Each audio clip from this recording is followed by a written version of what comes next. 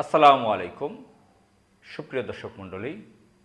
গতকাল বিরোধী দলীয় নেতা জনাব ডাক্তার শফিকুর রহমান সাহেব তার সাথে দেখা করেছেন বাংলাদেশের অধিকাংশ মিডিয়ার সম্পাদকগণ। আমরা গণমাধ্যমে দেখেছি মিন্টু রোডে বিরোধী দলীয় নেতার যে বাসভবন,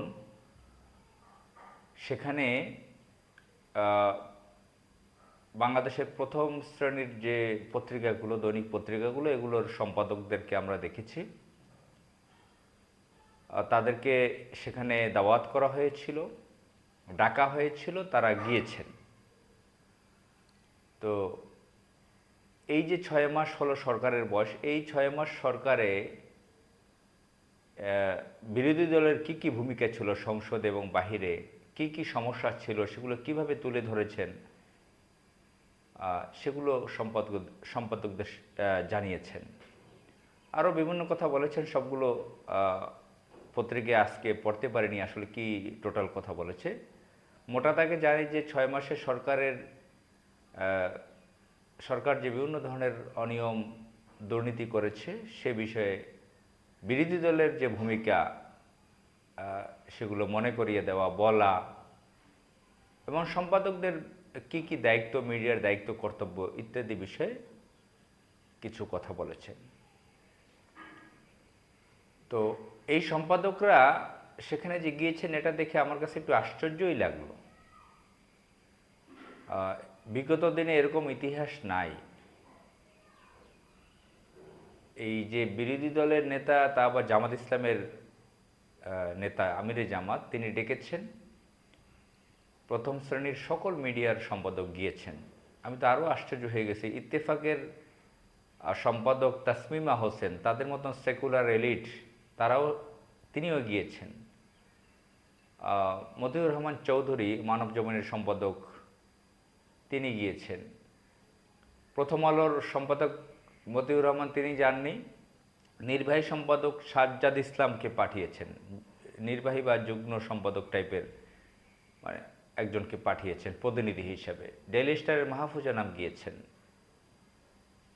তো এই ধরনের আমরা, মাহমুদুর রহমান সাহেব তো গিয়েছেনই, দৈনিক সংগ্রাম নয়া দিগন্তের সম্পাদক গণও গিয়েছেন। আবার মাহমুদুর রহমান সাহেবকে দেখলাম যে তার পাশেই ডেইলি স্টারের মাহফুজা নাম বসেছেন। এটাও আমার কাছে কেমন লাগলো যে ডেইলি স্টারের সম্পাদককে প্রচুর সমালোচনা করে, লেখালেখি করেন, দিল্লির অনুগত, দিল্লির, তারা দুজন পাশাপাশি বসেছেন। হয়তো মাহমুদুর রহমান সেখানে বিব্রত বোধ করেছেন, এরকম একটা ছবিও আমরা দেখতে পেলাম।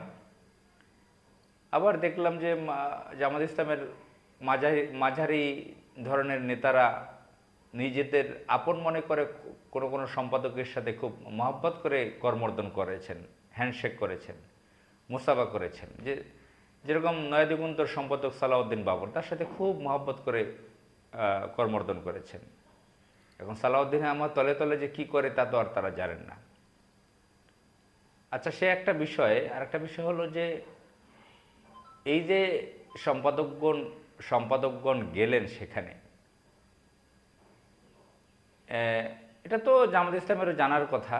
আমার মতন সাধারণ মানুষ উপলব্ধি করতে পারতেছি যে এখানে কালবেলার সম্পাদক গেছে, সে তো ভারতের রয়ের agent, RAW, research analysis wings, এটা ভারতের একটা গোয়েন্দা সংস্থার নাম। সারা বিশ্বে তারা বহু ধরনের অপকর্ম করে বেড়ায়। তো বাংলাদেশের এই যে শুধু সন্তোষ শর্মা না, কালের কণ্ঠের কি বলে, কালবেলার, এখানে যতগুলো মিডিয়া গেছে, এর যারা এডিটর গেছে, অনেকেই সে বিদেশি গোয়েন্দা সংস্থার চর হয়ে, এজেন্ট হয়ে কাজ করে। বাংলাদেশের সেনাবাহিনীতে একটা গোয়েন্দা সংস্থা আছে যারা অনেক দুষ্ট কর্মে লিপ্ত, বহু বছর যাবৎ DGFI, তার এজেন্ট হয়ে কাজ করে। তো এখন জামাত ইসলামের আমির এখানে কোনো প্রাইভেসি নষ্ট করেছেন কিনা জানি না, কথাবার্তা সাবধানে বলেছেন কিনা জানি না। আবার তারও তো উপায় নেই যে কাকে রেখে কাকে দাওয়াত দেবে। সকলকে তো এডিটরদেরকে দাওয়াত দেওয়া দরকার। দিয়েছেন, দাওয়াত, কথা বলেছেন, কি আর করার, তবে সাবধানতা অবলম্বন করা দরকার এই সমস্ত বিষয়ে। আর এই এই যে সম্পাদক এডিটরদেরকে ডেকেছেন, এটা একটা খুবই তাৎপর্যপূর্ণ একটা ব্যাপার। আমার কাছে খুবই পজিটিভ মনে হয়েছে যে মিডিয়ার কর্ণধার যারা আছে, মিডিয়ার যারা এডিটর আছে, সম্পাদক, তাদেরকে ডাকাটা, তাদেরকে ডেকে বলাটা যে এই অবস্থা আমরা বিরোধী দল হিসেবে দেখতে পাচ্ছি, আপনাদের ভূমিকা কি কি থাকা দরকার, আপনারা কি আমাদের উপর ইনজাস্টিস করছেন? আর দেখেন না যে সরকারি দলের অপকর্ম বাদ দিয়ে বিরোধী দলের বিরুদ্ধে লেগে থাকে মিডিয়া। আরেকটা বিষয় হলো যে জামাত ইসলাম একটা ইসলামিক দল, তার নেতৃত্বে 11 দল এখন বিরোধী দলে আছে। এই জামাত ইসলামী ইসলামিক দল হিসেবে তো অনেক, এই যে সেকুলার যারা বাম রাম মিডিয়া, এরা তো সহজে মানতে পারে না। আবার এমন একটা পরিস্থিতি হয়েছে যে এটা না মেনেও কোনো উপায় নেই। জামাত ইসলাম এমনভাবে ক্ষমতায় আছে যে এটা আপনারা যারা বাংলাদেশের ইলেকশন নিয়ে গবেষণা করেন জানবেন, এটা বাংলাদেশের ইতিহাসে অন্যতম বড় একটা বিরোধী দল।